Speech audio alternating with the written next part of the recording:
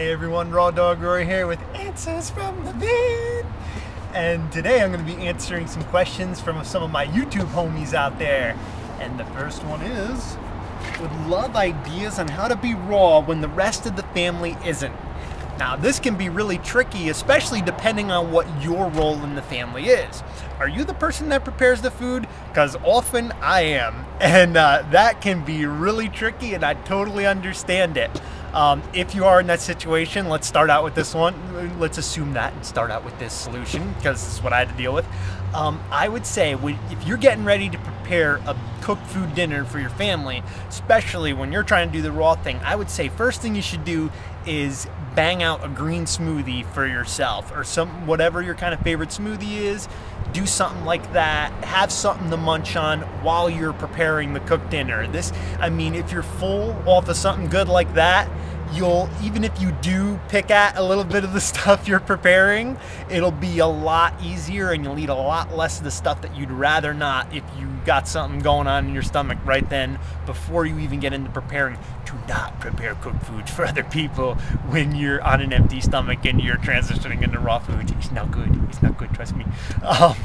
If it's just a situation of, being around other people who are eating cooked foods, I would say same thing. If you have little things on hand, little raw eats, whether it be fruits that you enjoy, little prepared things, raw energy bars that you want to prepare, little simple things, snacks around the house, because I know that can be really tricky. Even from time to time, I find as far along as I've come in my raw journey, if I'm hanging around with people that are eating a lot of the foods that I used to enjoy, it's going to make me hungry. And even if it's not going to make me hungry enough at this point where I'm like, all right, screw it, I'm going to eat that stuff. But I still get the munchies when I'm around people eating a bunch of delicious food. So in that case, I like to have on me, if I know I'm going to be in those situations, some kind of raw food bar or fruits or a good smoothie, something that's going to assuage that appetite. And that's another awesome trick, is always have stuff that you love that's raw around.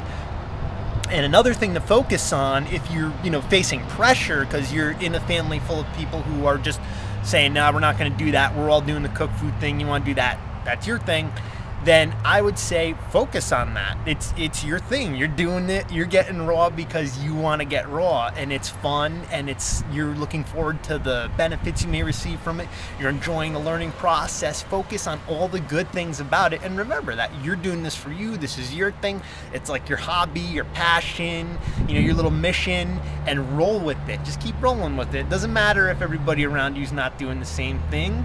It's cool that you are doing it, and that's what you need to focus on. And who knows, man, along the way, you start preparing some delicious raw dishes, you might inspire the people in your family to give them a try, and who knows, they like it, then you might be preparing more of that kind of stuff. Or hey, who knows, maybe long down the road they might make some stuff like that, and it's just a good way to go about it. Just be positive, focus on the reasons you're doing it, and stay psyched up about it for the reasons you're doing it for you.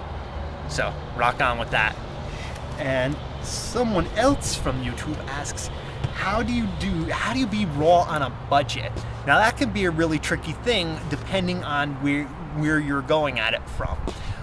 If you're going into raw food as in the whole, boom, I got to get right in the superfoods route, or messing with stuff like that, or going with really complex ingredients and exotic ingredients, and making that the focus rather than on just transitioning from less healthy eats to healthier eats, then that could be really pricey.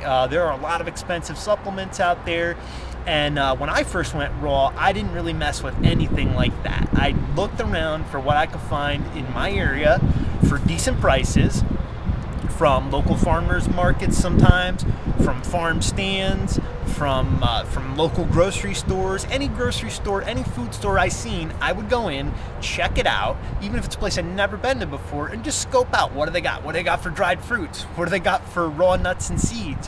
What do they have for unprocessed food? Foods. What do they have for fresh veggies and fruits? Shop around. That's the biggest thing I can advise to anybody trying to stay raw on a budget, and talk to your produce managers. Let them know that you're on this crazy mission to eat a whole bunch of raw veggies, and you might be interested in buying certain things in bulk that you enjoy, whether it be avocados, bananas, pineapple, who knows, and maybe you can get yourself a deal worked out. And or if there's things that your grocer isn't carrying that you would like they don't have enough organic greens, talk to the produce manager. Let them know that you want that stuff. People like you going in there and saying, we need this stuff, we want it, there's a demand for it, they're going to start bringing it in. You got to let it be known, though, that it's wanted. And you never know, you find yourself some deals along the way. That's the most important thing I can recommend, is shop around no matter what it is. Shop around.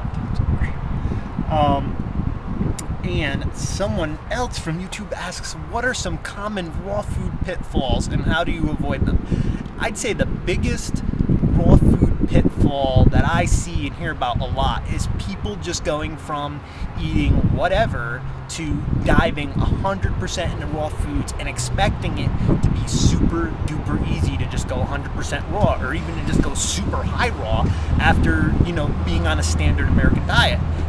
It's like a huge shift, not only in what's going into your body, but the craving issues that your body's going to be dealing with.